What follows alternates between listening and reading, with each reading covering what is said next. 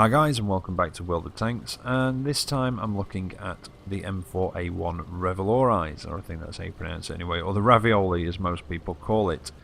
We've seen something very similar to this before, as I mentioned in the overview, the M51 Super Sherman, and a lot of people thought that might be the console version of this, but we now have it, and it's earnable, and it's also available for purchase from the store in bundles, but hey, if you can get it for free, why not?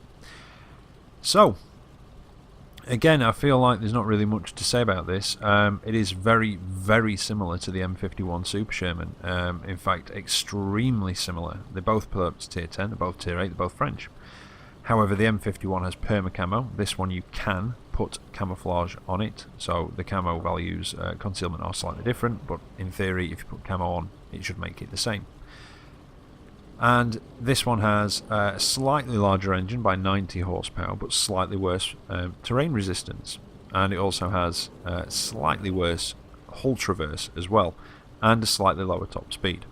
So, I mean, I don't know if that really makes much of a difference. I shall try and do a kind of speed test if I can, and run it side by side so that we can see if there's really much difference. But I have a feeling that basically, in most scenarios, it will probably just sort of, you know, even each other out, if you see what I mean. You know, one's got better terrain resistance, the other's got a slightly bigger engine. So I think in most cases, in most sort of scenarios that you're going to find yourself in, they're probably going to perform fairly similarly, or in fact almost, you know, almost the same, because like I say, we'll kind of balance it out, kind of. But anyway, now I've rambled my way through that bit, let's have a look at it. Again, there's not a great deal to say different from the M51 Super Sherman. I do like the M51 Super Sherman, and if you've not got one, I'd say definitely try and get yourself one of these for free if you like your sort of medium to long range sniper support tanks. If you like the Firefly, you're going to love this. It's kind of like a tier 8 Firefly, so if you're a Firefly fan, I'd probably say try and earn this one. But let's go through it. So you do get 90 more horsepower over the Super Sherman. That gets something like 460. This has got 550. Same gun, same rate of fire as the Super Sherman, 4.69 rounds a minute, 200 pen on your standard rounds with your APCR, 390 damage, and then 250, 390 for your heat, which are your premium, 53, 480 for your HE, 2.4 second aim time, and 0.35 accuracy, all the same as the M51 Super Sherman. So I'd say if you've already got an M51 Super Sherman, there's not much point in getting this. Don't think, you know, I really need to get one of those because I really like this, I'll probably like that. It's essentially the same tank, so if you've got one, you don't need to rush out and get this one unless, you know, you really want it or you want to collect, you know, that sort of thing. Where are we? Hull traverse 40 degrees, 2 degrees less than on the M51 Super Sherman, but I have a feeling that that will generally just make up for the lower horsepower on the Super Sherman. Turret traverse is 42, same. 390 view range, same. 750 signal range, same. So basically, you know, most of that is the same as the Super Sherman. Supplies, 580 for your standard, 4,800 for your premium, and 410 for your HE. And consumables, well, I've been kind of boring, kind of not. I've got a small repair kit, small first aid kit, and strong coffee, which I've actually got on my Super Sherman as well. And I find it just helps with the rate of fire and aiming. It just helps out generally. Improves your major qualifications by, is it 10% or 5%, something like that. In fact, I've just been looking at it and I can't even remember what it said now. 10% to all crew skills, so that's basically everything the crew would do. So you know, aiming, acceleration, traverses, that sort of stuff. So it can be quite a nice thing to have on, especially when you can earn the money like you can in this one. I would also probably recommend a large first aid kit as well, because you have the armour of a tier 5 M4 Sherman, but you're up at tier 8, so if you get hit 9 out of 10 times, in fact I'd say 99 out of 100, you're probably going to get penned. And when you get penned, a lot of the time your crew members can get injured, so a large first aid kit does reduce the chance of injury. That also affects the skill as well. I would put pain tolerance on, is probably a good one as well. Again, I've just standard crew on here. I've not got a good French crew on my Xbox yet. But with this one, situational awareness, maybe smooth ride, obviously 6th sense, brothers in arms, pain tolerance definitely. I'm trying to think what others I've got on my Super Sherman at the minute. I'm trying to think. I don't think clutch braking, off-road driving can help as well. So yeah, let's summarise with the skills if I can. So, Sixth Sense, Brothers in Arms, Situational Awareness. Pain Tolerance is a definite on here, and I would possibly say Smooth Ride, maybe. Snapshot, that's it, because you can spend a lot of your time sat just moving your turret, and obviously it helps when you're doing that. And I'd say that's probably a good start, a good basis for this one, maybe off-road driving. Equipment-wise, well, vertical stabilizer, gun rammer, and you guessed it, coated optics. You could put binoculars on instead, because generally you spend your time medium to long range playing the support sniper role in this, so binoculars do make sense if you can find yourself a good position. I've just gone for coated optics. That's down to personal preference, but I'd definitely say situational awareness and some sort of optics on it, possibly. Right, let's have a look then. Where are we? Bonuses, 50% silver and 15% XP, which I think again is pretty standard sort of tier 8 medium bonuses, isn't it really? Engine size, right, you get a power to weight ratio 15.75, the Super Sherman gets 13.06. You get a forward top speed of 40 km an hour, the Super Sherman gets 43. Same reverse at 16 km an hour. I think same fire chance at 15%. Fairly large engine, which is again standard in the Shermans. It is quite a tall tank as well, and the engine is quite tall. Originally, it's because they were. It probably isn't in this one, but originally they were radial engines from aeroplanes, where the I think the cylinders are arranged in a circle rather than a V. So that's why they were quite tall. But yep, there you go. Let's have a look. Gun, you get the same, again, same performance, 15 degrees of elevation, which again can be an issue if things are above you, but you get a very good minus 10 degrees of gun depression. These are very good on the ridge lines because of that good gun depression. Concealment, by the way, like I did mention before, is slightly worse than the Super Sherman, 0.19 and 0.14, that's stationary and moving, and that's because you can put camo on this, but in theory, you put camo on, it will make it up to the same as the Super Sherman. Tracks, terrain resistances again, slightly worse. The Super Sherman, I believe, is 0.9, 1 and 1.7. This one is 1.1 and 2.1. So apart from the last one, which is for your swampy ground, there's not a great deal of difference even in the terrain resistance. So it's not too savage there. Turret on top. Radio in the bustle on the back of the turret. Again, very typical sort of Sherman placement.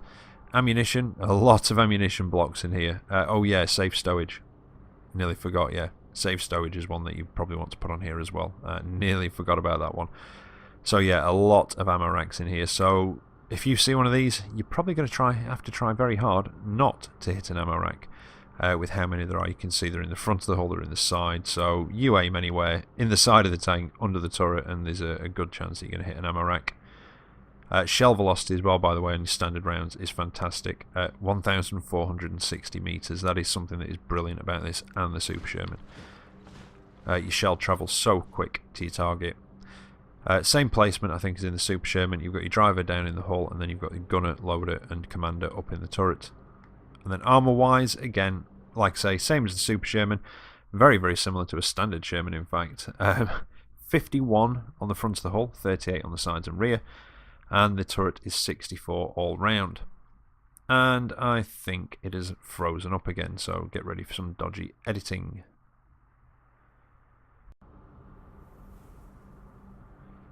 Right, so now we're back up and running. Yeah, 64 all round on the turret, so, you know, not brilliant. But then again, you kind of know what you're getting with this. It's a Sherman at tier 8. 1 to 20, tracks, engine deck, top of the commander's cupola, hull floor, yep, and just the underhangs of the hull itself. 21 to 30, top of the turret, the front of the hull floor and a small strip across the back, and the underside of that bustle. Again, you know, you're not going to have any trouble penning one of these. It's just a fact. You're not. 31 to 50 is basically all over the hull apart from the machine gun port on the front, and the commander's cupola and some patches on top of the turret there you can see, and just on the gun mantle itself and the sides of the hull. That's upper and lower. 51 to 70 is well, a bit more behind the gun mantle, sides and rear of the turret, the front corners of the hull as well, and the machine gun ports, they are slightly thicker. And then 71 to 90 is a strip across the gun mantle. So there you go. Like I say, you're generally just not gonna bounce off one of these things. I have had the odd lucky bounce in my Super Sherman, or off my Super Sherman, should I say, but they were lucky, and it's not something that by any means that you want to rely on the armour of this thing. But yeah, you know, I quite like it. It's not for everybody. It's, you know, it's not a brawler or anything like that. It is a, you know, a medium to long range support sniper class sort of tank. But you can have some decent games in it and have some good fun in it. But there you go, the M4A1 Revalorisé. Like I said, and I have said before, very, very similar to the Super Sherman, but that's not necessarily a bad thing. But let's get into the replays. Oh, yep, again, C's up to tier 10. Let's get into the replays and see how it actually handles. Right, so actually what I've done here, this is another speed comparison between the Revalorisé and the Super Sherman. So you're not seeing double. I have overlaid footage of the Super Sherman on top of the Revalorisé. So the Revalorisé is the solid one. And, or is it? Nope.